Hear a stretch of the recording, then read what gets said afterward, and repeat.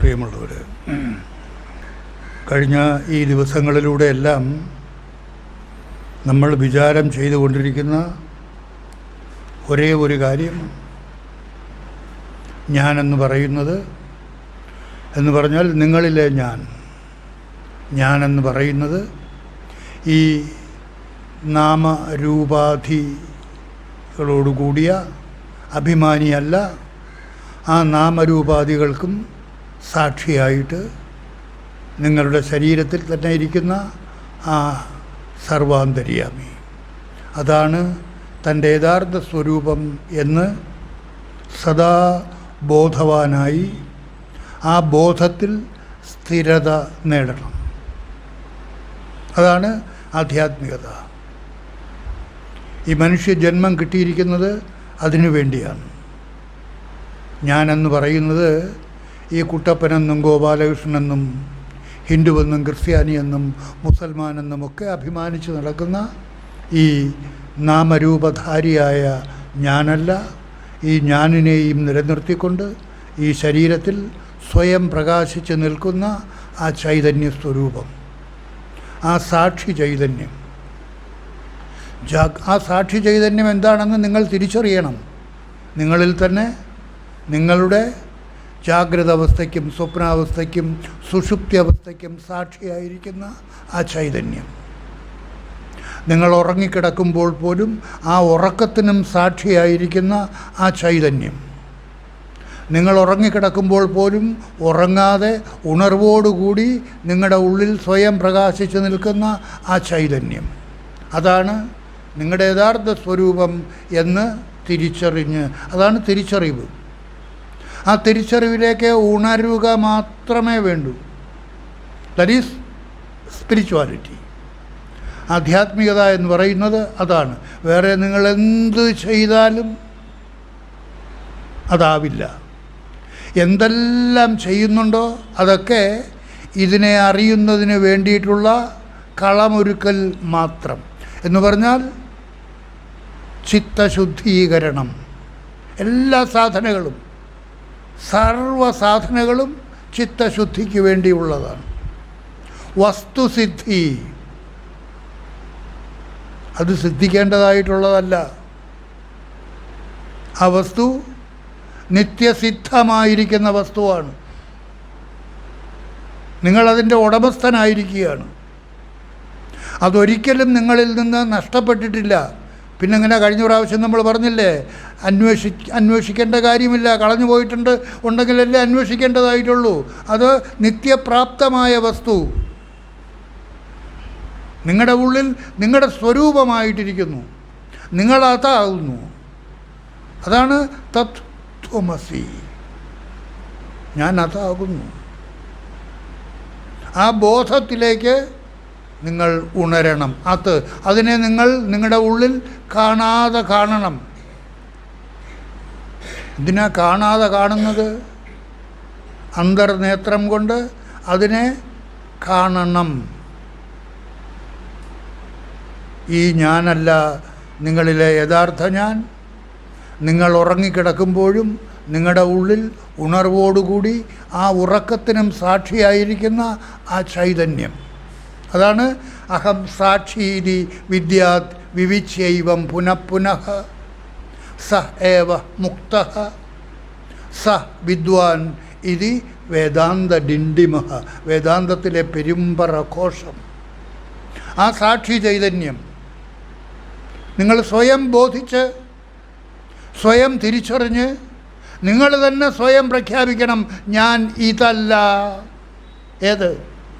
ഈ നാമരൂപധാരിയായ ഞാനല്ല. നിങ്ങൾ സ്വയം പറയാനുള്ള ചങ്കൂറ്റമുള്ളവരായിരിക്കണം. ആ നിലയിലേക്ക് നിങ്ങൾ നിങ്ങളെ ഉയർത്തണം. അതാണ് ഉദ്ധരേതാത്മനാത്മാനം. അവനവൻ തന്നെ അവനവനെ ആ നിലയിലേക്ക് ഉയർത്തണം. അല്ലാതെ ജീവിതകാലം മുഴുവനും ഞാൻ ഇങ്ങനെ ഗോമതിയാണ്, വസുമതിയാണ്, കുട്ടപ്പനാണ്, നായരാണ്, ഈഴവനാണ് എന്നൊക്കെ പറഞ്ഞ് അതിൽ കുടുങ്ങിക്കിടക്കരുത്. അതൊക്കെ അജ്ഞാന കാര്യങ്ങളാണ്. ഇതൊന്നുമല്ല നിങ്ങൾ. നിങ്ങൾ നായരായിട്ടാണോ ജനിച്ചത്? നിങ്ങൾ കുട്ടപ്പനായിട്ടാണോ ജനിച്ചത്?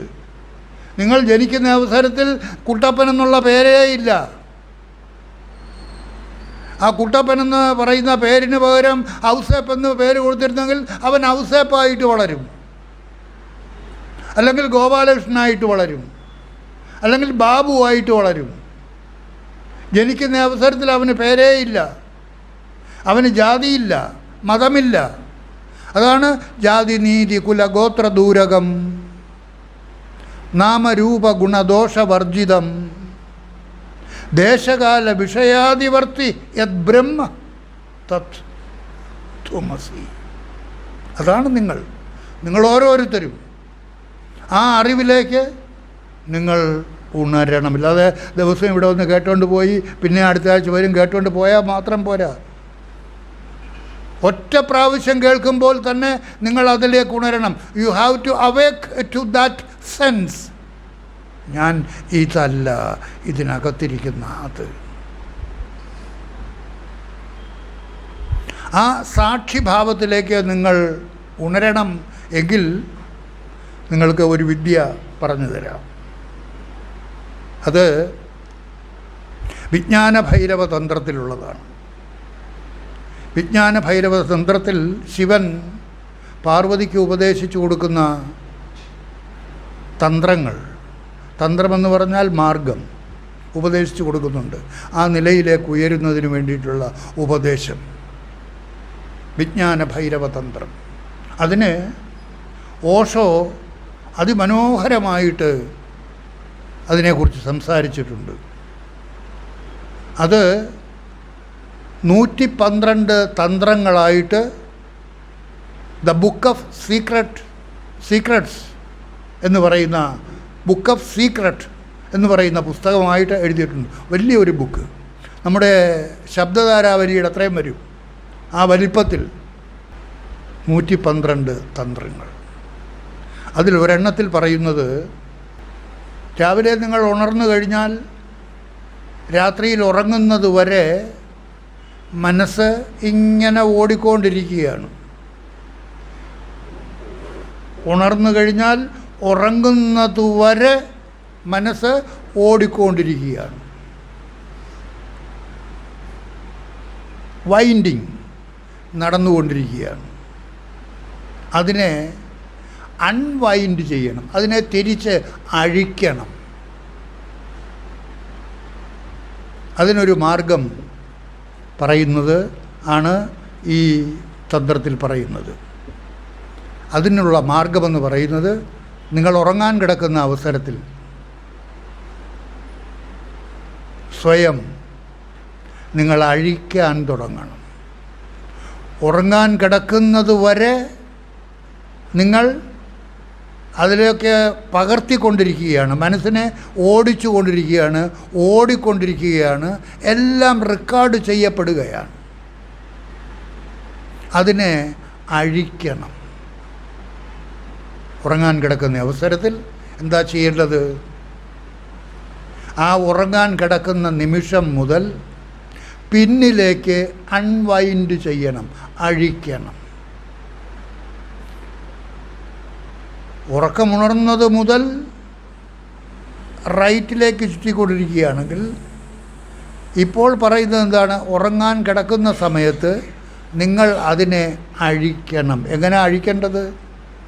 കിടക്കുന്ന അവസരത്തിൽ ആ നിമിഷം മുതൽ പിന്നിലേക്ക് നിങ്ങൾ ഭാവനയിലൂടെ സഞ്ചരിക്കണം. ഇപ്പോൾ എന്താണ്? ഞാൻ ആഹാരം കഴിച്ച് കിടക്കാൻ തുടങ്ങിയിരിക്കുന്നു, അത് കാണണം. ആഹാരം കഴിച്ച് കിടക്കാൻ തുടങ്ങിയിരിക്കുന്നു. അതിന് മുൻപ് എന്താണ് ചെയ്തത്? അതിന് മുൻപ് ആഹാരമൊക്കെ വിളമ്പിക്കൊണ്ടിരുന്നു, അതും നിങ്ങൾ കാണണം. അതിന് മുൻപ് നിങ്ങൾ എന്താണ് ചെയ്തുകൊണ്ടിരുന്നത്? കുട്ടികളെയൊക്കെ വിളിച്ച് ഇരുത്തി അവരെയെല്ലാം പഠിപ്പിക്കുകയായിരുന്നു, അതും നിങ്ങൾ കാണണം. അപ്പോൾ ഓരോ രംഗമായിട്ട് നിങ്ങൾ പിന്നിലേക്ക് കണ്ട് മുന്നോട്ട് പോകണം. മുന്നോട്ട് പോവുക എന്ന് പറഞ്ഞാൽ എങ്ങോട്ടാണ്? പിന്നിലേക്ക് പോവുകയാണ്. ഉറക്കമുണർന്നു തൊട്ട് ഉണർന്നത് മുതൽ ഉറങ്ങാൻ കിടക്കുന്നത് വരെ എന്തെല്ലാം നിങ്ങൾ ചെയ്തിട്ടുണ്ടോ അത് മുഴുവനും ആ ഉറങ്ങാൻ കിടക്കുന്ന ആ സ്ഥലത്ത് നിന്ന് പിന്നിലേക്ക് ഒന്നും വിടാതെ പിന്നിലേക്ക് ഭാവന ചെയ്ത് മുന്നോട്ട് പോകുമ്പോൾ ഓരോന്നും കാണുമ്പോൾ നിങ്ങളവിടെ ആരായിട്ടിരിക്കുകയാണ്?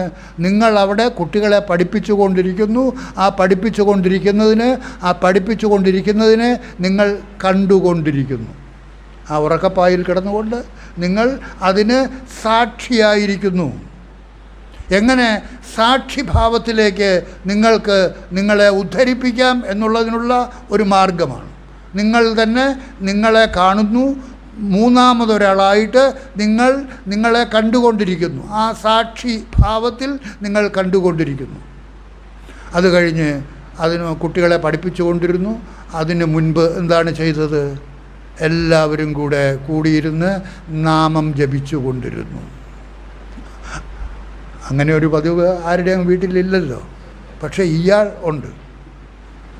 ഇയാൾ അത് ചെയ്യുന്നു.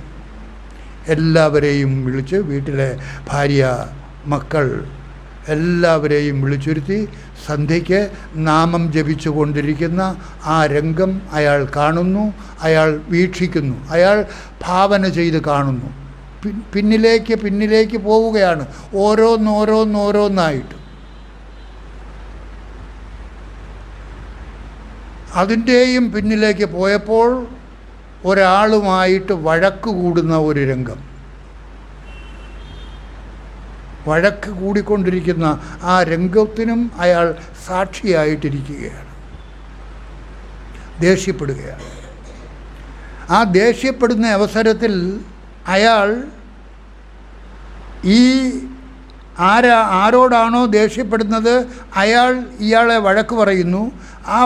ഇപ്പോൾ ഇത് കണ്ടുകൊണ്ടിരിക്കുമ്പോൾ അയാൾ കാണുന്നു, ദേഷ്യപ്പെടുന്നയാൾ ഇയാളെ നോക്കി വഴക്ക് പറയുമ്പോൾ ഇയാൾ അതിനെ മറ്റൊരാളായിട്ട് സാക്ഷിഭാവത്തിൽ നിന്ന് കാണുന്നു. അപ്പോൾ എന്താ അയാൾ മനസ്സിലാക്കുന്നത്?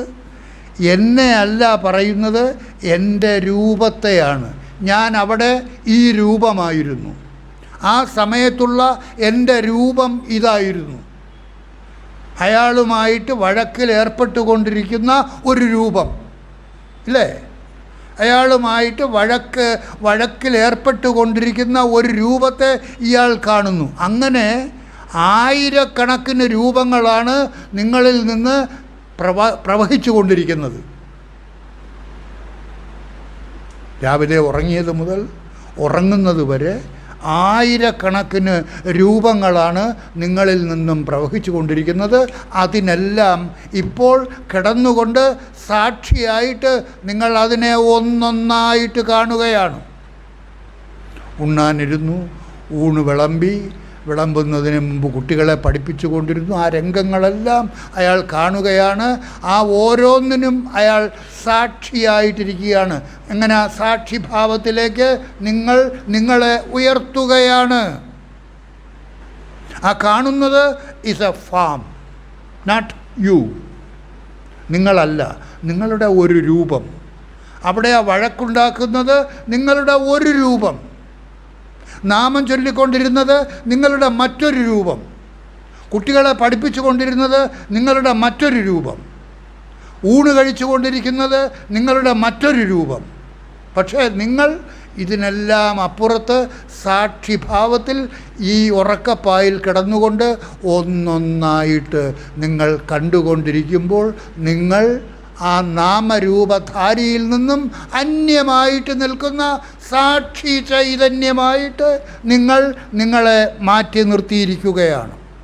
ഇത് നിങ്ങളെല്ലാവരും പ്രാക്ടീസ് ചെയ്ത് നിങ്ങളിലെ സാക്ഷിഭാവത്തിലേക്ക് നിങ്ങളെ ഉദ്ധരിപ്പിച്ചു കൊള്ളണം. അതിനുള്ള ഒരു പ്രാക്ടീസാണ്. എന്നാൽ ഇങ്ങനെ ചെയ്തുകൊണ്ടിരിക്കുന്ന സമയത്ത് മനസ്സ് പെട്ടെന്ന് ചാടി ഉണർന്ന സമയത്തേക്ക് പോകും. എന്തുകൊണ്ട്? അവിടുന്ന് ഇങ്ങോട്ട് വരാനാണ് എളുപ്പം. മനസ്സിന് ഉണർന്നത് മുതൽ ഉറങ്ങുന്നത് വരെയുള്ള ഭാഗത്തേക്ക് വരുന്നതിനാണ് മനസ്സ് ഇഷ്ടപ്പെടുന്നത്. മനസ്സിന് എളുപ്പവും അതാണ്. അതുകൊണ്ട് നിങ്ങൾ ഈ ആരംഭിച്ച സ്ഥലത്ത് നിന്ന് പിന്നിലേക്ക് പോയിക്കൊണ്ടിരിക്കുമ്പോൾ മനസ്സ് നിങ്ങളെ വിട്ടിട്ട് ഉണർന്നത് മുതൽ ഇങ്ങോട്ട് വരാൻ ശ്രമിക്കും, മുന്നിലേക്ക് വരാൻ ശ്രമിക്കും. അങ്ങനെ വരാൻ മനസ്സ് ചാടിപ്പോയാൽ അതിൻ്റെ പിന്നാലെ നിങ്ങൾ പോകരുത്. മനസ്സിനെ വീണ്ടും എവിടുന്നാണോ ചാടിപ്പോയത് അവിടെ തന്നെ തിരിച്ചു നിർത്തി ആ വഴക്കുണ്ടാക്കുന്ന സ്ഥാനത്ത് നിന്ന് വീണ്ടും പിന്നിലേക്ക് പോകണം. അതിൻ്റെ അടുത്ത സംഭവം എന്താണ്? വഴക്കുണ്ടായത് എന്തുകൊണ്ടാണ്? പാലിൻ്റെ പൈസ കൊടുത്തില്ല രാവിലെ. പാൽക്കാരനുമായിട്ടാണ് ബഹളം വെച്ചത്, പാലിൻ്റെ പൈസ കൊടുക്കാത്തത് കൊണ്ട്. അപ്പോൾ അതിൻ്റെ അടുത്ത ഭാഗത്തേക്ക് അയാൾ വീട്ടിലെ ദോശ ചുട്ടുകൊണ്ടിരിക്കുന്ന രംഗം. എന്താ ദോശ ചുട്ടാൽ? ഭാര്യയ്ക്ക് മാത്രമാണോ ദോശ? ഭയങ്കര സോഷ്യലാണ് അവിടെ. വീട്ടിലെ ഭാര്യ, മക്കളെല്ലാവരും. ഭാര്യ വീട്ടുജോലിയൊക്കെ ഭാര്യയും ഭർത്താവും കൂടെ യോജിച്ചാണ് ചെയ്യുന്നത്. ഭർത്താവ് ദോശ ചുട്ടുകൊണ്ടിരിക്കുന്ന രംഗം അയാൾ കാണുകയാണ്. അതിനും അയാൾ സാക്ഷിയായിട്ട് നിൽക്കുന്നു. അപ്പോൾ ഭാര്യ കുട്ടികളെയൊക്കെ കുളിപ്പിച്ചു കൊണ്ടിരിക്കുന്നു. കാരണം പള്ളിക്കൂടത്തിലയക്കണം, കുട്ടികൾക്ക് ചോറുണ്ടാക്കി കൊടുക്കണം. ഭാര്യയ്ക്ക് ഭയങ്കരമായ ജോലികളുണ്ട്. ഭർത്താവ് അങ്ങനെ മീശയും പിരിച്ചു വെച്ച് അവിടെ കസേര കുത്തിയിരുന്നാൽ മാത്രം പോരാ, ഭാര്യയ്ക്ക് വേണ്ട എല്ലാ സഹായങ്ങളും ചെയ്തു കൊടുക്കണം. കാരണം സ്ത്രീ എന്തുമാത്രം കഷ്ടപ്പെടുകയാണ് വീട്ടിൽ. കുട്ടികളെ സ്കൂളിൽ അയക്കണമെങ്കിൽ അതിനുവേണ്ടി എന്തെല്ലാം ജോലികൾ ചെയ്യണം, അവർക്ക് ആഹാരം ഒരുക്കണം, അവരെ റെഡിയാക്കി എടുക്കണം. ഭയങ്കര ജോലിയാണ്. അപ്പോൾ അതിനെ പുരുഷന്മാർ കൂടി അവരോടൊപ്പം നിൽക്കും. ഇയാൾ അങ്ങനെ ചെയ്യുന്ന കൂട്ടത്തിലാണ്. നല്ല ഭർത്താവാണ്. അപ്പോൾ കുട്ടികളെ ദോശ ചുട്ടുകൊണ്ടിരിക്കുന്ന രംഗം. അടുത്തതെന്താണ്? സമയമാകുന്നു, ഓഫീസിൽ പോകാൻ സമയമായി, കുളിമുറിയിലേക്ക് ചാടി ഓടുന്നു. സമയമില്ല, ചാടി ഓടുന്ന രംഗം. അതും അയാൾ കാണുകയാണ്. ഒന്നിൽ നിന്ന് ഒന്നൊന്നായി എണ്ണി തൊട്ടെണ്ണും പൊരുളൊടുങ്ങിയാൽ എന്ന് പറയുന്നത് പോലെ ഓരോന്നായിട്ട് അങ്ങനെ ഓഫീസിലേക്ക് പോകുന്നതിന് വേണ്ടി കുളിമുറിയിലേക്ക് ചാടി ഓടുന്ന രംഗം. അതിനും സാക്ഷി, എല്ലാത്തിനും സാക്ഷി. അയാൾ ദോശ ചുട്ടുകൊണ്ടിരിക്കുന്നതിനും സാക്ഷി, കുട്ടികളെ പഠിപ്പിക്കുന്നതിനും സാക്ഷി, കുളിമുറിയിലേക്ക് പോകുന്നതിനും സാക്ഷി, എല്ലാത്തിനും സാക്ഷി, സദാ സാക്ഷി. അതാണ് അഹം സാക്ഷീതി വിദ്യാത് വിവിച്യ ഏവം പുനഃ സ ഏവ മുക്തഃ സ വിദ്വാൻ ഇതി വേദാന്ത ഡിണ്ടിമഃ.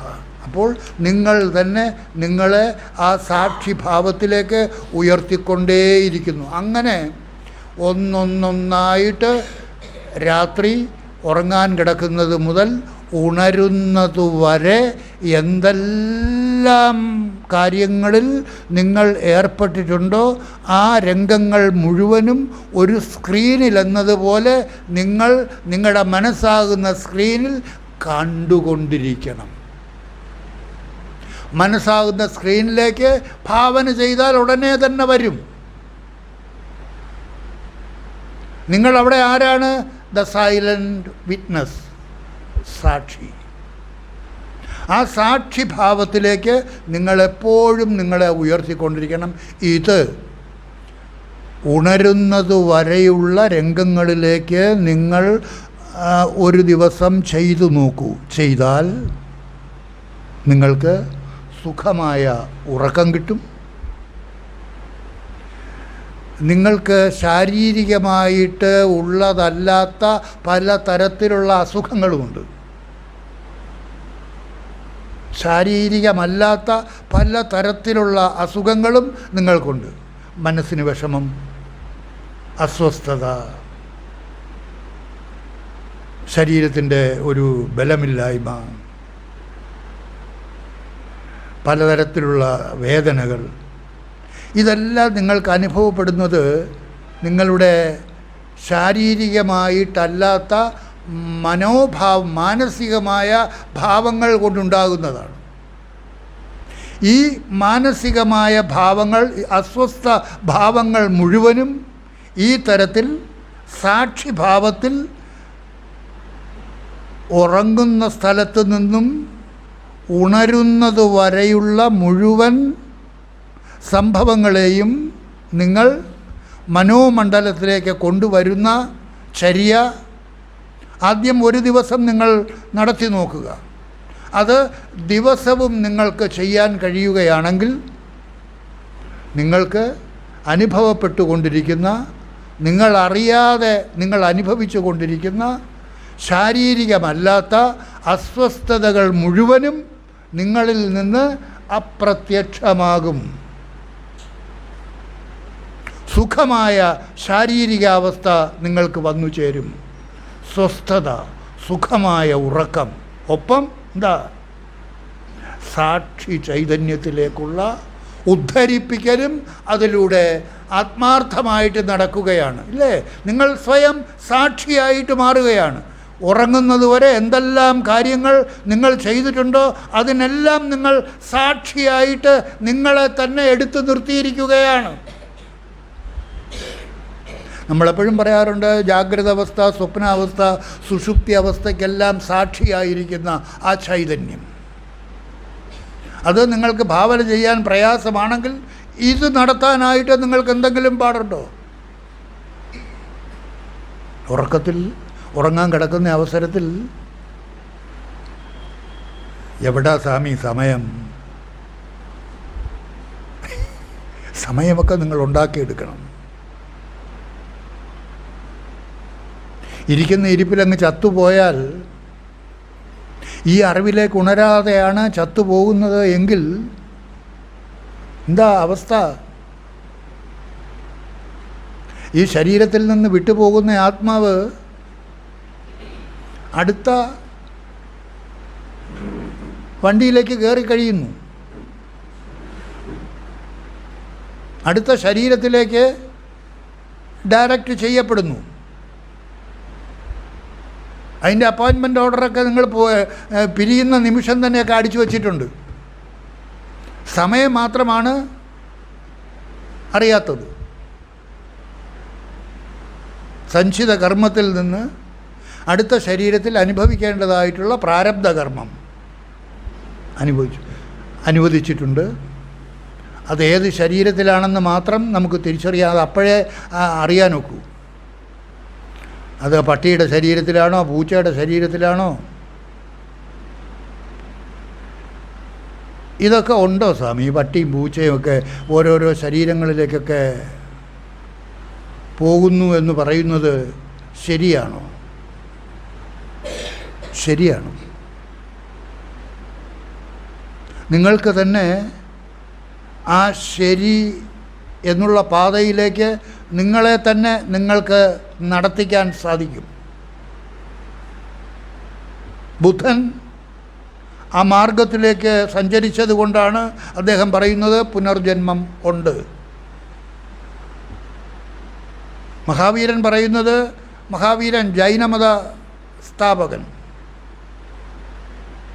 വർദ്ധമാന മഹാവീരൻ, അദ്ദേഹവും പറയുന്നു എന്താ, ഉണ്ട്. എന്തുകൊണ്ടാണ് അവർ ഉണ്ട് എന്ന് പറയുന്നത്? അവർ നമ്മളിപ്പോൾ പറഞ്ഞ ഈ അൺവൈൻഡിങ്, അഴിക്കൽ, ആ മാർഗത്തിലൂടെ സഞ്ചരിച്ച് സാക്ഷിഭാവത്തിലേക്ക് ഉയർന്ന് അതിനുശേഷം തൻ്റെ ഭൂതകാലത്തിലേക്ക് സഞ്ചരിച്ചു. നമ്മളിവിടെ എന്താ ചെയ്തത്? ഓരോ ദിവസത്തെയും കഴിഞ്ഞ സംഭവങ്ങളിലേക്ക് നമ്മൾ സഞ്ചരിച്ചു, ഇല്ലേ? ഇപ്പോൾ പറഞ്ഞ ഉദാഹരണം, ഓരോ ദിവസത്തെയും കഴിഞ്ഞു പോയ സംഭവങ്ങളിലേക്ക് നിങ്ങളെ സഞ്ചരിപ്പിച്ചു. ഒരു ദിവസം നിങ്ങൾ മുഴുവനും ഉറങ്ങാൻ കിടക്കുന്ന അവസരത്തിൽ ഉറങ്ങാൻ കിടക്കുന്ന ബെഡിൽ കിടക്കുന്ന സമയം മുതൽ ഉണരുന്നത് വരെയുള്ള ആ സമയത്തേക്ക് പിന്നിലേക്കാണ് സഞ്ചരിക്കേണ്ടത്. അടിവരയിട്ട് മനസ്സിലാക്കണം. ഉണർന്നതിന് ശേഷം ഉറങ്ങുന്നത് വരെയുള്ള സമയത്തിലേക്ക് മുന്നോട്ടുള്ള യാത്രയല്ല, പിന്നോട്ടുള്ള യാത്ര. അത് അഴിക്കലാണ്. അതാണ് അൺവൈൻഡിങ്. അപ്പോൾ എന്താ നിങ്ങൾ കാണുന്നത്?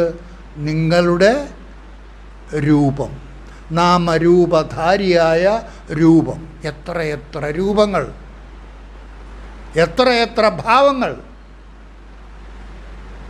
എന്തെല്ലാം അനുഭവങ്ങൾ.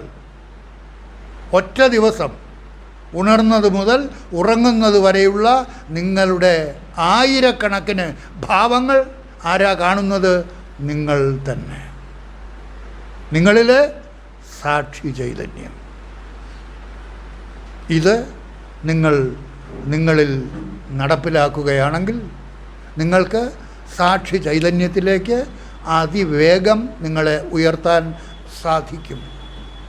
ഇതിനകത്ത് സാധനയൊന്നുമില്ല. നോ സാധന, ഭാവന മാത്രം. അല്ലേ? ഒരു സാധനയുമില്ല, ഭാവന മാത്രം. നിങ്ങളുടെ ഇത് ഭാവിക്കാൻ എന്താ പാട്? നിങ്ങൾ ഉറങ്ങുന്നതിന് മുമ്പ് എന്തായിരുന്നു ചെയ്തത്? തൊട്ട് മുമ്പെന്താണ് ചെയ്തത്? അതിന് തൊട്ട് മുമ്പെന്താണ് ചെയ്തത്? ആ ഭാവന ഒന്ന് ഭാവിച്ചാൽ ആ സംഭവം നിങ്ങളുടെ മുന്നിൽ ഒരു മനസ്സാകുന്ന സ്ക്രീനിൽ അപ്പോൾ വെളിപ്പെടും. Just be a witness. അതിന് സാക്ഷിയായിരിക്കുക. അങ്ങനെ എല്ലാ സംഭവങ്ങൾക്കും, ഉണരുന്നത് മുതൽ ഉറങ്ങുന്നത് വരെയുള്ള എല്ലാ സംഭവങ്ങൾക്കും നിങ്ങളെ സാക്ഷിഭാവത്തിൽ നിർത്തുകയാണെങ്കിൽ നിങ്ങൾ ആ സാക്ഷിഭാവത്തിലേക്ക് അതിവേഗത്തിൽ ഉയരുന്നതായിരിക്കും. ആ സാക്ഷി ചൈതന്യം, അതാണ് നമ്മളെപ്പോഴും ഇവിടെ പറയുന്നത്. ഇതപര്യന്തം നമ്മൾ സംസാരിച്ചിട്ടുള്ളത് മുഴുവനും ആ സാക്ഷി ചൈതന്യത്തെക്കുറിച്ചാണ്. അഹമാത്മാ ഗുഡാകേശ സർവഭൂതാശയസ്ഥിത അഹമാദിശ്ച മധ്യം ച ഭൂതാനാം അന്ത ഏവ ച. ആ ചൈതന്യം അത് നിങ്ങളുടെ ഓരോരുത്തരുടെയും ഉള്ളിൽ സാക്ഷി ചൈതന്യമായിട്ട് സദാ പ്രകാശിച്ചു കൊണ്ടിരിക്കുന്നു. അതിനെ കാണാതെ കാണണം. ഈ പ്രാക്ടീസിലൂടെ നിങ്ങൾക്ക് കാണാതെ കാണാൻ സാധിക്കുന്നില്ല. എങ്ങനെ കാണാതെ കാണാൻ സാധിക്കും? കാണാതെ കാണാൻ സാധിക്കില്ലേ? നിങ്ങൾ ഉറങ്ങാൻ കിടക്കുന്നത് മുതൽ ഉണർന്നതുവരെ എന്തെല്ലാം കാര്യങ്ങൾ ചെയ്തിട്ടുണ്ടോ അത് മുഴുവനും നിങ്ങളുടെ മനസ്സാകുന്ന സ്ക്രീനിൽ നിങ്ങളൊന്ന് ഭാവന ചെയ്താൽ മതി, പ്രത്യക്ഷപ്പെടും. എല്ലാം, ഒന്നും വിടരുത്, എല്ലാം പ്രത്യക്ഷപ്പെടും. ആ പ്രത്യക്ഷപ്പെടുമ്പോൾ നിങ്ങൾ ആരാണ്? സാക്ഷി. ആ സാക്ഷിഭാവത്തിൽ നിങ്ങൾ അതിനെ കണ്ടുകൊണ്ടിരിക്കുന്നു. അവിടെ നിങ്ങൾ കാണുന്നത് ആരെയാണ്? നിങ്ങളിലെ ഞാനിനെയാണ് കാണുന്നത്, അല്ലേ? അവിടെ ഓരോരോ കർമ്മത്തിൽ ഓരോരോ വേഷം കെട്ടി ഇരുന്നിരുന്ന നിങ്ങളിലെ ഞാനിനെയാണ് കാണുന്നത്. കണ്ടുകൊണ്ടിരിക്കുന്നവൻ ആരാണ്? നിങ്ങളിലെ താൻ, നിങ്ങളിലെ സാക്ഷി ചൈതന്യം. അപ്പോൾ രണ്ടും നിങ്ങൾക്ക് വ്യത്യസ്തമായിട്ട് അനുഭവ രൂപത്തിൽ മനസ്സിലാക്കാൻ സാധിക്കും. ഈ ഭാവന, ഈ കർമ്മം, ഈ പ്രാക്ടീസ് നിങ്ങൾ ചെയ്യുകയാണെങ്കിൽ ഇന്ന് തന്നെ നിങ്ങളത് ചെയ്തു നോക്കണം. ഒരു പ്രയാസവുമില്ലല്ലോ. ഒന്ന് ഭാവന ചെയ്താൽ മാത്രം പോരെ. ഉറങ്ങാൻ കിടക്കുന്നതിന് മുമ്പ് തൊട്ട് മുമ്പ് എന്താണ് സംഭവിച്ചത്? തൊട്ട് മുമ്പ് വഴക്കായിരിക്കും, ഭാര്യയും ഭർത്താവും തമ്മിലുള്ള വഴക്ക്.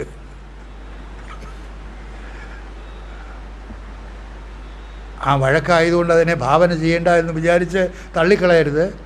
ഭാവന ചെയ്ത് കാണണം. ആ വഴക്ക് നിങ്ങൾ കാണണം. നിങ്ങളെത്രമാത്രം കോപിഷ്ഠയായിരുന്നു, നിങ്ങളെത്രമാത്രം തുറിച്ചു നോക്കി, നിങ്ങൾ എന്തെല്ലാം വാക്കുകൾ പ്രയോഗിച്ചു, എല്ലാം നിങ്ങൾക്ക് കാണാൻ സാധിക്കും. ഒരു സിനിമയിൽ കാണുന്നത് പോലെ നിങ്ങൾക്ക് നിങ്ങളിലെ ഞാനിനെ കാണാൻ സാധിക്കും. അപ്പോൾ നിങ്ങൾക്ക് വീണ്ടും വിചാരമുണ്ടാകും, ഇതൊക്കെ ആവശ്യമായിരുന്നു, ഇത്രയും പറയേണ്ടതായിട്ടുണ്ടായിരുന്നു, കുഴപ്പം എൻ്റേത് തന്നെ. സ്വയം മനസ്സിലാക്കാനും സാധിക്കും. ഞാൻ കുറച്ച് പിന്മാറിയാൽ മതിയായിരുന്നു, ഈ പ്രശ്നങ്ങളൊന്നും ഉണ്ടാകുമായിരുന്നില്ല. അപ്പോൾ നിങ്ങൾക്ക് സ്വയം ഒരു ഉദ്ധരിപ്പിക്കലും അവിടെ നടക്കുന്നുണ്ട്. ഇതൊക്കെ നമ്മുടെ ഉള്ളിൽ സംഭവിക്കണം. ആധ്യാത്മികത എന്ന് പറയുന്നത് ചുമ്മാ കേട്ടിരിക്കൽ മാത്രമല്ല, നിങ്ങളെ അതിലേക്ക് ഉദ്ധരിപ്പിക്കണം ഓരോ നിമിഷവും. അത് നമ്മളിവിടെ സദാ പറയാറുണ്ട്, എന്താ തത്വമസി, നീ അതാകുന്നു. ഏത്? ആ സാക്ഷി ചൈതന്യം. ഇപ്പോൾ ഈ പ്രാക്ടീസിലൂടെ ഓരോ ദിവസവും ഒരു നദിയുടെ പ്രവാഹം പോലെയാണ് നിങ്ങളിലെ ഞാൻ പ്രവഹിച്ചു കൊണ്ടിരിക്കുന്നത്. എത്ര ഞാനുകൾ, ആയിരക്കണക്കിന് ഞാനുകൾ നിങ്ങൾക്ക് അവിടെ കാണാൻ സാധിക്കും. നിങ്ങളിലെ ഞാൻ ഭാവങ്ങൾ ഒന്നൊന്നായിട്ടിങ്ങനെ മിന്നി മിന്നി മറയും. എല്ലാം നിങ്ങൾ കാണണം. അതിനനുസരിച്ച് നിങ്ങളിൽ സ്വഭാവമാറ്റവും കൃത്യമായിട്ടും ഉണ്ടായിരിക്കും. ആരും പഠിപ്പിക്കാതെ തന്നെ, ആരുടെയും ഉപദേശം കൂടാതെ തന്നെ നിങ്ങൾ തന്നെ നിങ്ങളെ വിലയിരുത്തുകയും നിങ്ങൾക്ക് മാർക്കിടുകയും നിങ്ങൾ ആവശ്യമില്ലാത്ത കാര്യങ്ങളൊക്കെ ചെയ്തു എന്ന് മനസ്സിലാക്കുന്നതെല്ലാം നിങ്ങൾ തിരുത്തുകയും വെട്ടിക്കളയുകയും മനസ്സുകൊണ്ട് നിങ്ങളെല്ലാം ചെയ്യും. അതൊന്നും നിങ്ങൾ പിന്നെ ആവർത്തിക്കുകയില്ല. ഈ സാധനാക്രമത്തിലൂടെ, ഈ അൺവൈൻഡിങ്ങിലൂടെ രാവിലെ ഉണർന്നത് മുതൽ മനസ്സ് എന്തായിരുന്നു? കറങ്ങി കറങ്ങി കറങ്ങി രേഖപ്പെടുത്തലായിരുന്നു, മുറുകിക്കൊണ്ടിരുന്നു. ഇപ്പോൾ അഴിഞ്ഞുകൊണ്ടിരിക്കുകയാണ്, അഴിച്ചുകൊണ്ടിരിക്കുകയാണ്. അതേസമയത്ത് ചില ആളുകൾ പറയുന്നുണ്ട്, രാവിലെ ഉണർന്നത് മുതൽ ഉറങ്ങുന്നത് വരെ ചെയ്താലും മതി എന്ന് പലരും പറയുന്നുണ്ട്. അത് പാടില്ല. രാവിലെ ഉണർന്നത് മുതൽ ഉറങ്ങുന്നത് വരെ വീണ്ടും നിങ്ങൾ ചെയ്യുകയാണെങ്കിൽ നേരത്തെ മുറുക്കപ്പെട്ടിരുന്നത് വീണ്ടും മുറുകുകയല്ലേ? വീണ്ടും മുറുകുകയാണ് ചെയ്യുന്നത്. അതുകൊണ്ട് അത് ചെയ്യാൻ പാടില്ല. അങ്ങനെ പലരും പറയുന്നുണ്ട്. നോ, അഴിക്കുകയാണ് വേണ്ടത്. അഴിക്കുമ്പോഴാണ് നിങ്ങൾക്ക് നിങ്ങളെ വിലയിരുത്താൻ സാധിക്കുന്നത്. ആ വിലയിരുത്തലിലൂടെ നിങ്ങളെ ഉദ്ധരിപ്പിക്കുകയാണ്. നിങ്ങൾ സ്വയം ഉദ്ധരിക്കപ്പെടുകയാണ്. അവിടെ മറ്റൊരാളിൻ്റെ ആവശ്യമില്ല. കാണുമ്പോൾ തന്നെ നിങ്ങൾക്ക് സ്വയം മനസ്സിലാകും, ബോധ്യമാകും, ഓ ഇത്രയും വേണ്ടായിരുന്നു, ഇത്രയും ഭർത്താവിനെ പറയണ്ടായിരുന്നു, പഠിക്കാത്തതിന് മക്കളെ പിടിച്ചിട്ട് അടിച്ചത്, അയ്യോ അടിക്കേണ്ട കാര്യമില്ലായിരുന്നു, അടിച്ചാലെങ്ങനെ അവൻ നന്നാകുന്നത്? ആ മക്കളെ പഠിക്കാത്തതിൻ്റെ പേരിൽ അടിക്കുന്ന രംഗമൊക്കെ നിങ്ങൾ കാണുന്ന അവസരത്തിൽ നിങ്ങൾക്ക് വീണ്ടും വിചാരം വരികയാണ് ചെയ്യുന്നത്, ഇതിൻ്റെ ആവശ്യമില്ലായിരുന്നു. പഠിക്കാത്തതിന് അടിച്ച് പഠിപ്പിക്കാൻ ഒക്കുമോ? അടിക്കും തോറും അവന് വൈരാഗ്യ ബുദ്ധിയാണ് കൂടുന്നത്. അതുകൊണ്ട് അടിച്ചല്ല പഠിപ്പിക്കേണ്ടത്. ക്ഷമയിലൂടെ, ഉപദേശത്തിലൂടെ, സ്നേഹത്തിലൂടെ മാത്രമേ അവനെ ഉപദേശിപ്പിക്കാൻ സാധിക്കൂ, അല്ലെങ്കിൽ ഉപദേശിക്കാൻ സാധിക്കൂ. അപ്പോൾ നമുക്ക് തന്നെ മനസ്സിലാക്കാൻ സാധിക്കും, ഈ രീതി ശരിയല്ല, ഞാൻ ചെയ്തത് തെറ്റാണ്. അത് പിന്നീട് നിങ്ങൾ ആ തരത്തിലുള്ള ശീലം ആവർത്തിക്കുകയില്ല. അപ്പോൾ ഒരുപാട് കാര്യങ്ങൾ നിങ്ങൾക്ക് തന്നെ മനസ്സിലാക്കാനും പഠിക്കാനും സാധിക്കും. ഏതിലൂടെ? ഈ അഴിക്കലിലൂടെ. ഉറങ്ങാൻ കിടക്കുന്ന സമയത്ത് നിന്നും ഉണരുന്നത് വരെയുള്ള ആ മാർഗത്തിലേക്കുള്ള തിരിച്ചുള്ള യാത്രയിൽ വെച്ച് നിങ്ങൾക്ക് മറ്റൊരിടത്തു നിന്നും കിട്ടാത്ത തരത്തിലുള്ള ഉപദേശവും വിദ്യാഭ്യാസവും നിങ്ങൾക്ക് സ്വയം ലഭിക്കും, ഒരു ചെലവുമില്ലാതെ. അത് മറ്റൊരു സ്ഥലത്തു നിന്നും കിട്ടുന്നതുമല്ല. അനുഭവതലത്തിലുള്ള വിദ്യാഭ്യാസമാണ് അതിലൂടെ നിങ്ങൾക്ക് ഓരോരുത്തർക്കും കിട്ടുന്നത്. അതുകൊണ്ട് യാതൊരു ഉപേക്ഷയും കൂടാതെ നിങ്ങൾ ഈ പ്രാക്ടീസ് ഒരു ദിവസം ചെയ്തു നോക്കിയാൽ നിങ്ങൾക്ക് മനസ്സിലാകും അതിൻ്റെ സുഖം എന്താണ് എന്നുള്ളത്.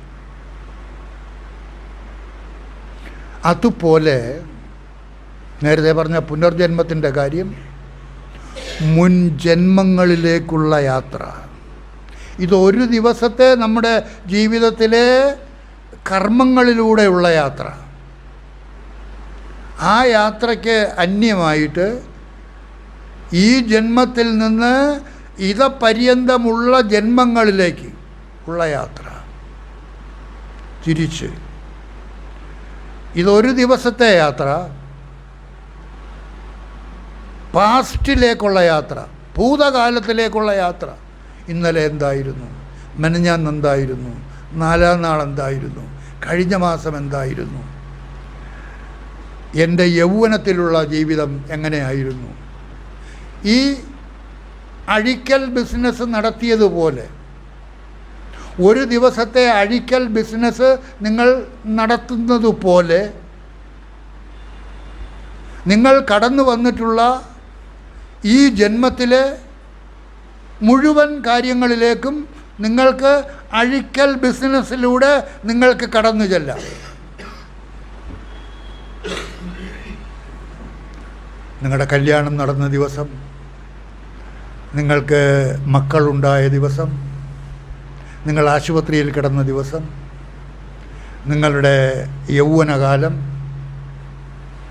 ഇപ്പോൾ നടന്നുകൊണ്ടിരിക്കുന്ന വാർദ്ധക്യകാലം, നിങ്ങളുടെ ബാല്യകാലം, ഇതിലൂടെ എല്ലാം നിങ്ങൾക്ക് ഭൂതകാലത്തിലേക്ക് ഇറങ്ങിപ്പോകാം. ഏതുപോലെ ഒരു ദിവസത്തെ ഉറങ്ങാൻ കിടക്കുന്നത് മുതൽ ഉണർന്നത് വരെയുള്ള എല്ലാ കർമ്മങ്ങളിലൂടെയും ഏതു പ്രകാരമാണോ നിങ്ങൾക്ക് നിങ്ങളെ അഴിച്ചു കൊണ്ടുപോകാൻ സാധിച്ചത്,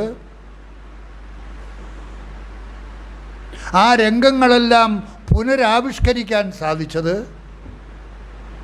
അതിനെയെല്ലാം മനസ്സാകുന്ന സ്ക്രീനിൽ കൊണ്ടുവരാൻ സാധിച്ചത്, അതിനൊക്കെ എങ്ങനെയാണോ നിങ്ങൾ സാക്ഷിയായിട്ട് നിന്നത്, ആ സാക്ഷിഭാവത്തിലൂടെ എന്തെല്ലാം അനുഭവങ്ങളാണ് നിങ്ങൾക്കുണ്ടാക്കാൻ സാധിച്ചത്, അതുപോലെ ഭൂതകാലത്തിലേക്ക് നിങ്ങളെ സഞ്ചരിപ്പിക്കുകയാണെങ്കിൽ, സഞ്ചരിച്ചാൽ എവിടം വരെ എത്തും? യൗവനം, ബാല്യം, കൗമാരം, ബാല്യം, ശൈശവം ഒക്കെ കഴിഞ്ഞ് പിന്നെയും പുറകോട്ട് പോകുമ്പോൾ അമ്മയുടെ ഗർഭപാത്രത്തിലെത്തും. ആ ഗർഭകാലത്ത് ഗർഭത്തിൽ കിടക്കുന്ന സമയത്തെത്തും. നിങ്ങൾ സൂക്ഷ്മമായിട്ട് പോകുന്ന അവസരത്തിൽ അവിടുത്തെ ചിത്രങ്ങളെല്ലാം നിങ്ങൾക്ക് കിട്ടും. സൂക്ഷ്മഭാവത്തിൽ നിങ്ങൾക്കതെല്ലാം അനുഭവിക്കാൻ സാധിക്കും. ശ്രദ്ധാപൂർവം, ശ്രദ്ധാവാൻ ബലവാൻ ഭവതി, യോ യശ്രദ്ധഃ സ ഏവ സഃ. വളരെ ശ്രദ്ധയോടുകൂടി നിങ്ങൾ ഭൂതകാലത്തിലേക്ക് സഞ്ചരിക്കുമ്പോൾ നിങ്ങൾക്ക് നിങ്ങളുടെ അമ്മയുടെ ഗർഭപാത്രം വരെ എത്താൻ സാധിക്കും. വീണ്ടും പിന്നിലേക്ക് പോകാൻ സാധിക്കും. വീണ്ടും പിന്നിലേക്ക് പോകാൻ സാധിക്കും എന്നുള്ള അനുഭവത്തിൻ്റെ വെളിച്ചത്തിലാണ് ബുദ്ധനും മഹാവീരനുമൊക്കെ പറഞ്ഞത് പുനർജന്മം ഉണ്ട് എന്ന്. ഇതാ ചുമ്മാ പറഞ്ഞതല്ല, ചുമ്മാ ബെഡായി അടിച്ചതല്ല. അവർ അനുഭവത്തിലൂടെ അങ്ങോട്ട് കടന്നു ചെന്ന് നോക്കി അതിന് ശേഷമാണ് അവർ പറയുന്നത്. ഇതൊക്കെ ഭാരതീയ തത്വശാസ്ത്രമാണ്. ഭാരതത്തിലെ ഉപനിഷത്തുകളെല്ലാം കൃത്യമായിട്ടും പറഞ്ഞിട്ടുണ്ട്. ശാരീരിക ഉപനിഷത്തുകളൊക്കെ നോക്കിയാൽ നിങ്ങൾക്കറിയാൻ സാധിക്കും. പല ഉപനിഷത്തുകളുണ്ട്, ശരീര സംബന്ധിയായ ഉപനിഷത്തുകൾ. ഇതൊക്കെ ഉപനിഷത്ത് അറിവുകളാണ്. അതുകൊണ്ട് പുനർജന്മമെന്ന് പറയുന്നതൊക്കെ ഉള്ളത് തന്നെയാണ്. അലക്സാണ്ടർ ക്രിസ്തുവിന് മുമ്പാണ് ഡയോജനിസിൻ്റെ മുമ്പിൽ ചെന്ന് നിന്നപ്പോൾ മഹാനായ അലക്സാണ്ടർ എല്ലാം നേടി, ഇനി ഒന്നും നേടാനില്ല. ഡയോജനിസ് ആണെങ്കിൽ പൂർണ്ണ നഗ്നനായിട്ട് ഒരു നദിക്കരയിൽ കിടക്കുകയാണ്. എങ്കിലും ഡയോജനിസിനെ കണ്ടു കഴിഞ്ഞപ്പോൾ, അദ്ദേഹത്തിൻ്റെ സൗന്ദര്യം കണ്ടു കഴിഞ്ഞപ്പോൾ, അദ്ദേഹത്തിൻ്റെ ശരീരത്തിൻ്റെ ആകൃതി കണ്ടു കഴിഞ്ഞപ്പോൾ, ആ ബലിഷ്ഠകായം കണ്ടു കഴിഞ്ഞപ്പോൾ, ആ മുഖത്ത് തുടിക്കുന്ന ഐശ്വര്യം കണ്ടു കഴിഞ്ഞപ്പോൾ അലക്സാണ്ടർക്ക് അസൂയയാണ് ഉണ്ടായത്. ഓ, എന്തൊരു മനുഷ്യൻ, എന്തൊരു തേജസ്! അപ്പോൾ അദ്ദേഹം മനസ്സുകൊണ്ട് പറഞ്ഞു, ഇനി ഒരു ജന്മം എനിക്കുണ്ടെങ്കിൽ ഭഗവാൻ അല്ലെങ്കിൽ ഈശ്വരൻ ഇനി ഒരു ജന്മത്തിലേക്ക് കൂടി നീ പോകൂ എന്ന് പറഞ്ഞാൽ ഞാൻ അലക്സാണ്ടർ ആകാൻ ആഗ്രഹിക്കുന്നില്ല, ഡയോജനിസ് ആകാനാണ് ആഗ്രഹിക്കുന്നത്. അദ്ദേഹം മനസ്സുകൊണ്ട് പറയുകയായിരുന്നു. അപ്പോൾ അവിടെയും പുനർജന്മം അദ്ദേഹത്തിൻ്റെ ഉള്ളിലുണ്ട്. ക്രിസ്ത്യാനികൾ പുനർജന്മമുണ്ട് എന്ന് പറയില്ല. പക്ഷേ അലക്സാണ്ടർ ക്രിസ്ത്യാനിയാണ്. അദ്ദേഹത്തിൻ്റെ ഉള്ളിലെ ആ ഭാവം നോക്കിക്കോളൂ. ഇനി ഒരു ജന്മമുണ്ടെങ്കിൽ ഞാൻ അലക്സാണ്ടർ ആകാൻ ആഗ്രഹിക്കുന്നില്ല, ഡയോജനിസ് ആകാനാണ് ഞാൻ ആഗ്രഹിക്കുന്നത്. അത്രമാത്രം ആകർഷകത്വം ഉള്ള ആളായിരുന്നു ഡയോജനിസ്. ആ ഡയോജനീസിൻ്റെ കയ്യിലൊന്നുമില്ല, ഒരു ഭിക്ഷാപാത്രം മാത്രമാണ് ഉണ്ടായിരുന്നത്. അതുമായിട്ടൊരു ദിവസം നദിയുടെ കരയിൽ നിൽക്കുന്ന സമയത്ത് ഒരു പട്ടി വന്ന് ആ നദിയിലിറങ്ങി വെള്ളം കുടിക്കുന്നത് കണ്ടപ്പോൾ ആ പട്ടിയെ ഗുരുവായിട്ട് വരിച്ച് അദ്ദേഹം തൻ്റെ കയ്യിലിരുന്ന ഭിക്ഷാപാത്രത്തെ വലിച്ചെറിഞ്ഞു കളഞ്ഞു. ഇനി എനിക്കെന്തിനാണ് ഈ ഭിക്ഷാപാത്രം? ഈ പട്ടി വെള്ളം കുടിക്കുന്നത് പോലെ എനിക്ക് കുടിക്കാമല്ലോ. അങ്ങനെ പട്ടിയെ ഗുരുവാക്കി, പട്ടിയെയും ഗുരുവാക്കി ഡയോജനിസ്. അതുകൊണ്ട് ഈ ജീവിതത്തിൽ ഈ കാണുന്നതൊക്കെ സത്യമാണെന്ന് കരുതി ഭ്രമിച്ച് ഈ ജീവിതത്തെ വേസ്റ്റാക്കി കളയരുത്, നശിപ്പിച്ച് കളയരുത്. മരണത്തിലേക്ക് നമ്മളെല്ലാവരും അതിവേഗം കുതിച്ചുകൊണ്ടിരിക്കുകയാണ്. എല്ലാവരും, ഞാനും നിങ്ങളുമെല്ലാം അതിവേഗം കുതിച്ചുകൊണ്ടിരിക്കുകയാണ്. ഏത് നിമിഷവും മരണം സംഭവിക്കാം. കണ്ടില്ലേ, കഴിഞ്ഞ ദിവസം ഏതോ വണ്ടിയിൽ, ആറ്റിങ്ങിലെങ്ങാണ്ട് വണ്ടിയിൽ സഞ്ചരിച്ചു കൊണ്ടിരിക്കുന്ന ഒരു പയ്യൻ റോഡിലുള്ള കുഴിയിൽ വണ്ടി വീണു. ആ സീറ്റിലിരുന്നവൻ തെറിച്ച് പുറകിലെ കണ്ണാടിയിൽ വന്നിടിച്ച് കണ്ണാടി പൊട്ടി വണ്ടിയിൽ നിന്ന് വെളിയിൽ തെറിച്ച് വീണു. ശരീരം മുഴുവനും ആ ഗ്ലാസിൻ്റെ പൊട്ടലും കുത്തിക്കയറലും, ശരീരത്തിൻ്റെ എവിടെയൊക്കെ എല്ലുകളൊക്കെ പൊട്ടി റോഡിൽ വീണു. പുറകെ ഒരു വണ്ടി വന്ന് കയറാത്തത് ഭാഗ്യം, അല്ലെങ്കിൽ മരിക്കേണ്ടതാണ്. ആ പയ്യനിപ്പോൾ ആശുപത്രിയിലാണ്. വണ്ടിക്കകത്ത് സുഖമായിട്ട് സഞ്ചരിച്ചു കൊണ്ടിരുന്ന ആൾ കണ്ണടച്ച് തുറക്കുന്നതിന് മുമ്പേ വണ്ടി കുഴിയിൽ വീണു, തെറിച്ച് ഗ്ലാസ്സിൽ വന്നടിച്ചു, ഗ്ലാസ് പൊട്ടി റോഡിൽ വീണു. ശരീരം മുഴുവനും കണ്ണാടി ചില്ലുകൾ കുത്തിക്കയറി, എല്ല് പൊട്ടി ആശുപത്രിയിൽ. ഇതാണ് മനുഷ്യൻ്റെ അവസ്ഥ. അതുകൊണ്ട് എനിക്കൊന്നും സംഭവിക്കില്ല എന്നൊന്നും ആരും കരുതിക്കളയരുത്. എനിക്കിതെല്ലാം ഉണ്ട്, ആരെ ഞാൻ പേടിക്കണം, അങ്ങനൊന്നും പറയരുത്. ഇപ്പം പോയിട്ട് വരാമെന്ന് പറഞ്ഞ് സുനിത വില്യംസിനെ കൊണ്ടുപോയി അവിടെ ആകാശത്തിൽ ഒരു പേടകത്തിൽ നിർത്തിയിരിക്കുകയാണ്. അവരെ കൊണ്ടുപോയ വാഹനം ഇന്ന് അവരെ കൂടാതെ തിരിച്ചിറക്കാൻ കഴിയില്ല എന്ന് വിചാരിച്ച് അതിൻ്റെ എന്തോ തരക്കേടുകളുണ്ട്, അതിൻ്റെ ബൂസ്റ്ററിന് എന്തോ കുഴപ്പമുണ്ട്, അങ്ങനെ എന്തോ കുഴപ്പങ്ങളൊക്കെ ഉള്ളത് കൊണ്ട് കൊണ്ടുവന്നാൽ ശരിയായിട്ട് ഇറക്കാൻ കഴിയില്ല. അതുകൊണ്ട് ആ 2 യാത്രക്കാരെ അതിൽ കൊണ്ടുവരാൻ നിവർത്തിയില്ല. അതുകൊണ്ട് അവരെ അവിടെ മറ്റൊരു താവളത്തിൽ നിർത്തിയിരിക്കുകയാണ്, ഒരു നിലയത്തിൽ. ഇനി ഫെബ്രുവരി വരെ അവർ അവിടെ കാത്തിരിക്കണം. ഈ സുനിത വില്യംസും കൂടെ പോയ ആളും പുതിയ വാഹനം ഇനി അവരെ അയച്ച്, അത് പ്രൈവറ്റ് പാർട്ടിയുടെ വാഹനമാണ്, അതയച്ച് ഇനി അവരെ കൊണ്ടുവരണം. അപ്പോൾ ഇപ്പോൾ പോയിട്ട് 10 ദിവസത്തേക്ക് വേണ്ടി പോയതാണ്, ജൂൺ മാസം അയച്ചതാണ്. ഇപ്പോൾ ജൂൺ, ജൂലൈ, ആഗസ്റ്റ്, സെപ്റ്റംബർ 4 മാസമായി. ഇനി അവർ വരണമെങ്കിൽ ഒക്ടോബർ, നവംബർ, ഡിസംബർ, ജനുവരി, ഫെബ്രുവരിയിൽ മാത്രമേ അടുത്ത വാഹനം അങ്ങോട്ട് പോകൂ. അപ്പോൾ അതുവരെ അവരവിടെ കാത്തു നിൽക്കേണ്ടി വരുന്നു. ഇതാണ് അവസ്ഥകൾ. അതുകൊണ്ട് നമ്മൾ വിചാരിക്കുന്നത് പോലെ ഒന്നുമല്ല കാര്യങ്ങൾ നടക്കുന്നത്. അതുകൊണ്ട് ഏതെല്ലാം സൗകര്യങ്ങൾ നിങ്ങൾക്കുണ്ടെങ്കിലും അതൊക്കെ ക്ഷണികമാണ്. അതെല്ലാം കണ്ണടച്ച് തുറക്കുന്നതിന് മുമ്പേ ഇല്ലാതായി പോകും, കൈവിട്ടു പോകും. പക്ഷേ എന്തെല്ലാം സംഭവിച്ചാലും കൈവിടാതിരിക്കുന്ന ഒരേ ഒരു പ്രശ്നം എന്താ? എന്നിലെ താൻ, എൻ്റെ യഥാർത്ഥ സ്വരൂപം. എന്തു വന്നാലും അതിന് നാശമില്ല, എന്തു വന്നാലും നാശമില്ല. ഒരു ഭൂകമ്പം വന്നു.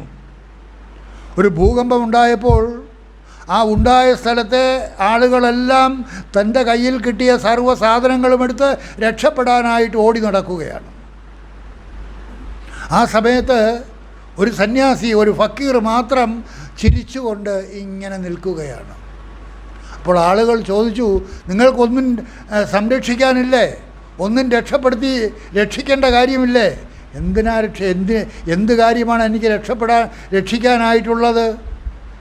എനിക്ക് ആകെയുള്ള വസ്തു എന്നിലെ താൻ, എന്നിലെ ഞാനുമല്ല, എന്നിലെ താൻ. അത് എൻ്റെ സ്വന്തമായിട്ടുണ്ട്. അതല്ലാതെ മറ്റൊന്നും എനിക്ക് ആവശ്യമില്ല എന്ന ഭാവത്തിൽ അയാൾ സന്തോഷവാനായിട്ട് ചിരിച്ചുകൊണ്ട് നിൽക്കുകയായിരുന്നു. എന്നിലെ താൻ. ആ താൻ നിങ്ങളിൽ ഓരോരുത്തരിലും സദാ സ്വയം പ്രകാശിച്ചു നിൽക്കുന്ന തന്നിലെ തന്നെക്കുറിച്ച് ബോധവാനായി, ആ താനാണ് തൻ്റെ യഥാർത്ഥ സ്വരൂപം എന്ന് ബോധിച്ച് ആ നിലയിലേക്ക് നിങ്ങൾ ഓരോരുത്തരും നിങ്ങളിലെ ഞാനിൽ നിന്ന് നിങ്ങളെ ഉദ്ധരിപ്പിക്കണം. ഏതിനു മുൻപ്? ആ മരണത്തിൻ്റെ പിടിമുറുകുന്നതിന് മുൻപ്. ഏതു നിമിഷവും പിടിമുറുകാം, ഏത് നിമിഷവും അവൻ നിങ്ങളെ തട്ടിക്കൊണ്ട് പോകാം. അപ്പോൾ ഈ നിമിഷം, ഇപ്പോൾ തന്നെ, അതിന് ചിലവൊന്നുമില്ലല്ലോ. ആരുടെയെങ്കിലും അനുവാദം ആവശ്യമില്ല, ഭർത്താവിൻ്റെ അനുവാദം ആവശ്യമില്ല, ഭാര്യയുടെ അനുവാദം ആവശ്യമില്ല, മക്കളുടെ അനുവാദം ആവശ്യമില്ല, ആരോടും ചോദിക്കുകയും ചെയ്യരുത്, ആരും തരില്ല, ഒരുത്തരും തരികില്ല. എന്തുകൊണ്ട് തരികില്ല? എല്ലാവരും സ്വാർത്ഥരാണ്, എല്ലാവരും സ്വാർത്ഥരാണ്. ഞങ്ങളങ്ങനല്ല, ഭാര്യയും ഭർത്താവും അല്ല. അങ്ങ് അടുത്ത് ചെല്ലുമ്പോൾ അറിയാൻ സാധിക്കും അല്ലേ, എത്രമാത്രം സ്വാർത്ഥതയുണ്ട്, എത്രമാത്രം അടുപ്പമുണ്ട് എന്ന്. ഒരിടവും സ്വാർത്ഥതയില്ലാത്ത സ്ഥലമില്ല. എവിടെയെല്ലാം നമുക്ക് സ്വാർത്ഥതയില്ലായ്മ കാണപ്പെടുന്നുണ്ടോ അതൊക്കെ മായ. ഉള്ളതുപോലെ കാണപ്പെടുന്നതാണ്, ഉള്ളതേ അല്ല.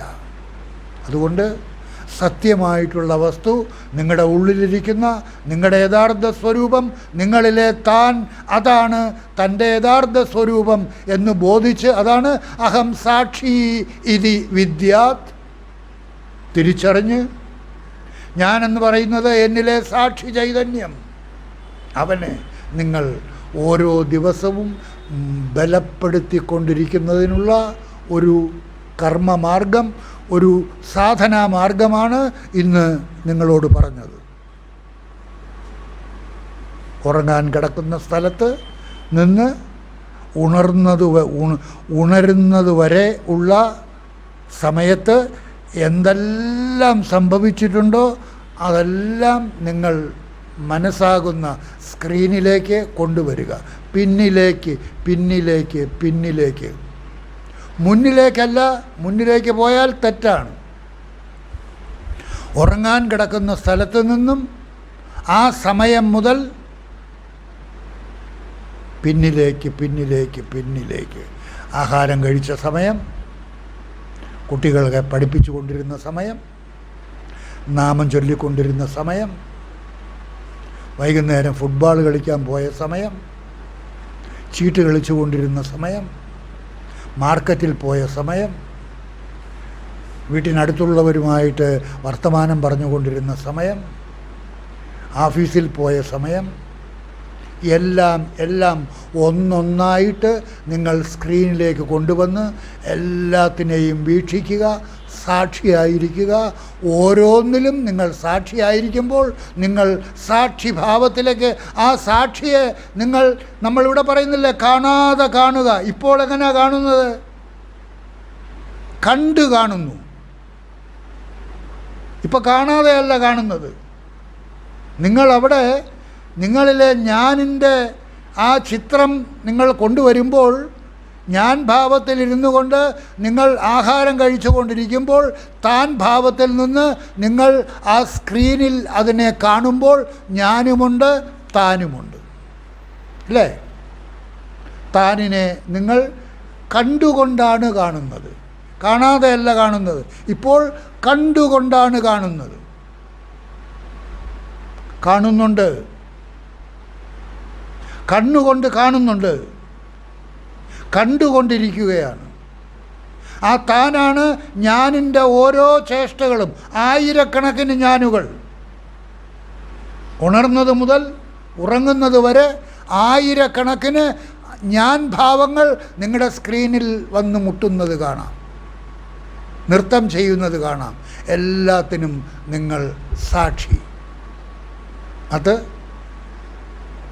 ഉറക്കപ്പായിൽ നിന്ന് ഉണരുന്ന സമയം വരെ നിങ്ങൾ മുഴുവൻ സംഭവങ്ങളെയും ആ മനസ്സാകുന്ന സ്ക്രീനിൽ കൊണ്ടുവന്ന് എല്ലാത്തിനെയും വീക്ഷിക്കുകയാണെങ്കിൽ അന്നത്തെ ഉറക്കം നിങ്ങൾക്ക് ശാന്തമായ ഉറക്കമായിരിക്കും. അതിഭയങ്കരമായ മനോബലം നിങ്ങൾക്കുണ്ടാകും, മനഃശാന്തി ഉണ്ടാകും.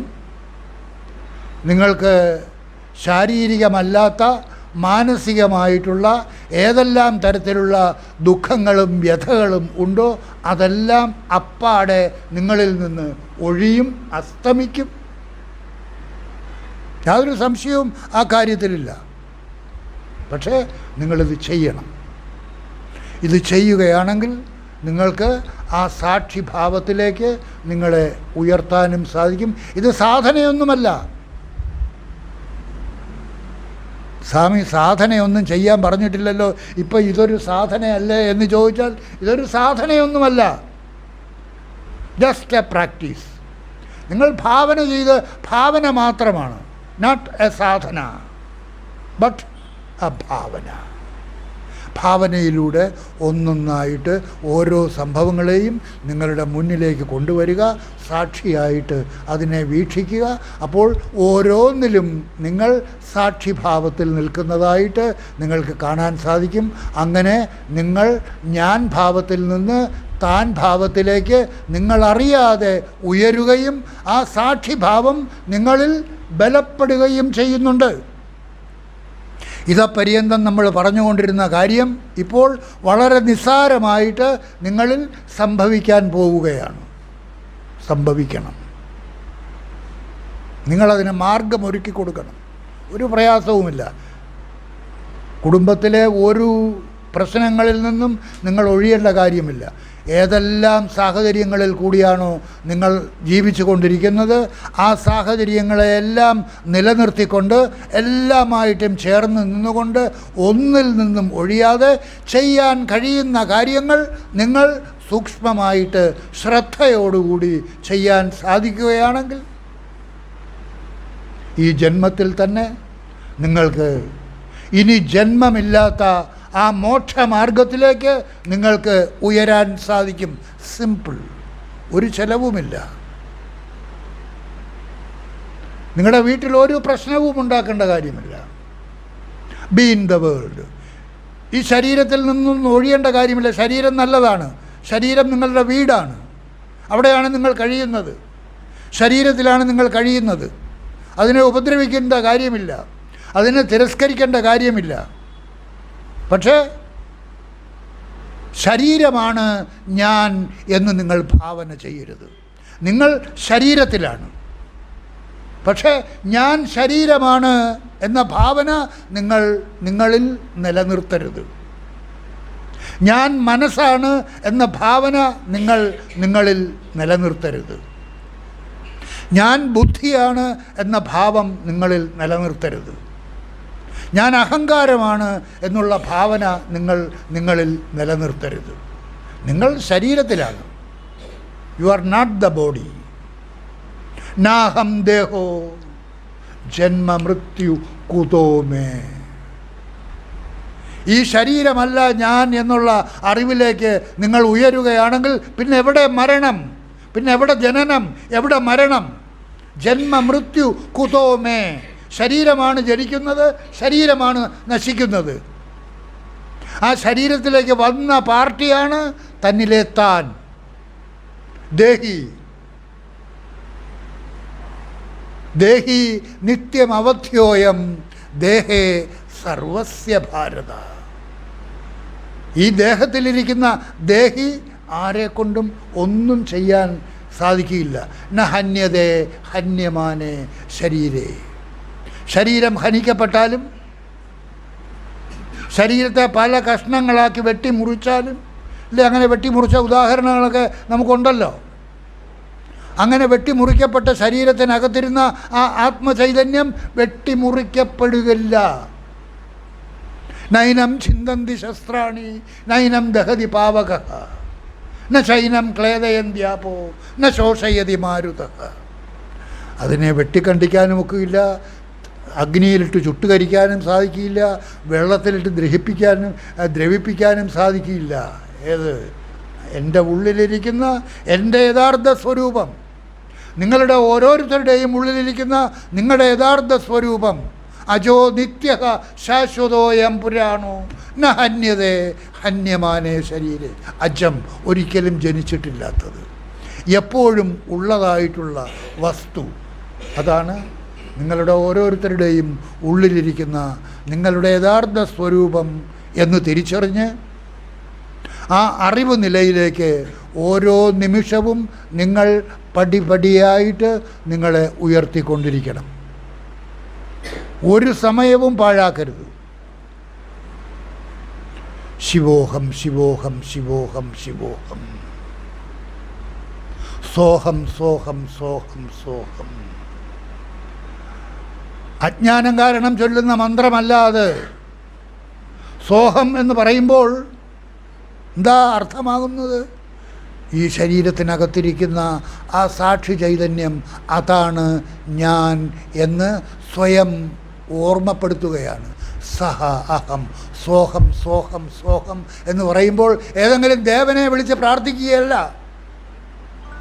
എൻ്റെ ഉള്ളിലിരിക്കുന്ന എൻ്റെ യഥാർത്ഥ സ്വരൂപമാണ് ഞാൻ എന്ന് സ്വയം നമ്മെ തന്നെ ബോധിപ്പിച്ച് ഉറപ്പിക്കുകയാണ് ചെയ്യുന്നത്.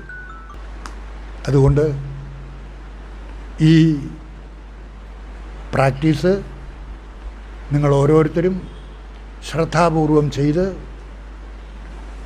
അടുത്ത ആഴ്ച ഇല്ല, ഇനി എന്നാണ്?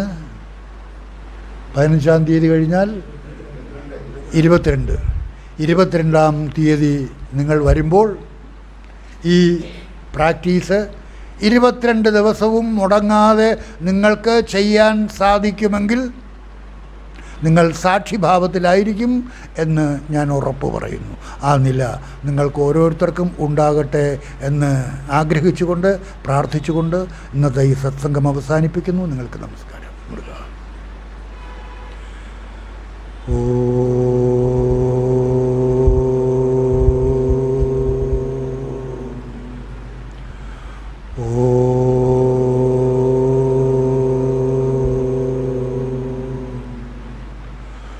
ഓ